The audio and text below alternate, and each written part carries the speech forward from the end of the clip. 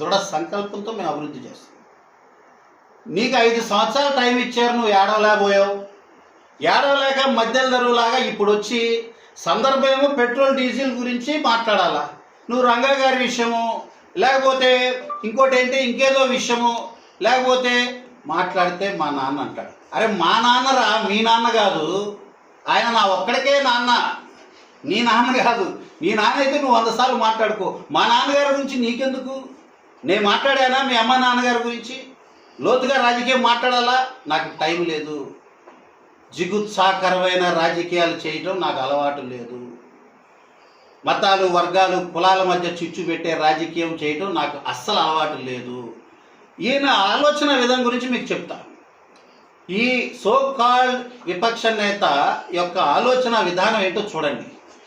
Shift operator ఉద్యోగాలు అమ్మేస్తున్నాడు, అమ్మో 7-8 లక్షలు దండుకొని అమ్మేస్తున్నాడు. పాపం అండి, పేద కుటుంబాలండి, అయ్యో పాపం అండి అని మాట్లాడాడు.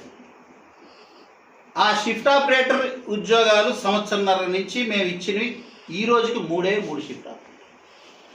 ఒకటి కొమరవోలు ఖాళీ అయిన వెంటనే జన సైనికులు మణికంఠ ఆయన అతనికి ఇచ్చాం. పవన్ కళ్యాణ్ మనోహర్ గారికి చెప్పాం, అభినందనలు కూడా పొందాం. ఫస్ట్ జాబ్ మొదటి 30 రోజుల్లో వచ్చింది.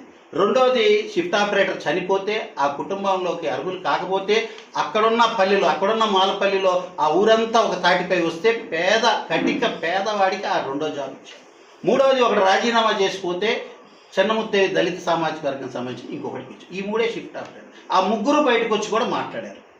ఈయన అంటాడు 7-8 లక్షలకు అమ్మేశారు అంటాడు. అన్ని ఆరోపణలు చేసిన 3 సార్లు చేశాడు. వీళ్ళు 3 మాట్లాడారు. ఈ రోజుకి మళ్ళీ ఆ టాపిక్ ఎత్తట్లా. మీరందరూ గమనించాలి, విలేకరులు, మరి ముఖ్యంగా ఎన్టీవీ, సాక్షి, మీరు గమనించాలి. ఈరోజు మళ్ళీ షిఫ్ట్ ఆపరేటర్ పదం ఎందుకు ఎత్తట్లేదు? వక్ఫ్ భూములు కబ్జా అన్నాడు. నువ్వెవడోరా మాట్లాడటానికి? సాక్షాత్తు అక్కడున్న ఓనర్స్, అక్కడున్న పెద్ద ముసల్మాన్సే వచ్చి నువ్వెవడోరా మాట్లాడటానికి, మా భూములు కబ్జా అంటున్నావు, అవి మా ఇనాం భూములు, మాకు 70-80 సంవత్సరాల చరిత్ర, ఈడిస్తే 5 సంవత్సరాలు లేదు నీ చరిత్ర పామరులో, ఇప్పటికే ప్రజలు నిన్ను చీ అన్నారు, నువ్వు మాట్లాడతావా? బాధితులు మేమైతే మేము మాట్లాడతాం, నువ్వెవడవా మాట్లాడటానికని చక్కగా అక్కడ పెద్ద ముసల్మాన్లు బుద్ధి చెప్పారు. మళ్ళీ ఈ రోజుకి దాని గురించి మాట్లాడుతున్నాడా? ఈ రోజుకి మాట్లాడట్లా. అయిపోయింది. 2 బాళ్ళు 2 సిక్స్లు పడ్డాయి. ఇక మళ్ళీ అయిపోయింది. ఇక మూడో విషయం, సీఎంఆర్ఎఫ్ చెక్కులు తెలుగుదేశం కార్యకర్తలకు 1/6 ఇళ్ళకెళ్ళి ఇస్తే అయిపోద్దా? అది ఓన్లీ తెలుగుదేశం వాళ్ళకా అన్నాడు. ఈ రోజున 1 సంవత్సరం బాబు ప్రాణాలు. వార్డు మెంబర్ వైసీపీ కాజా గ్రామంలో వార్డు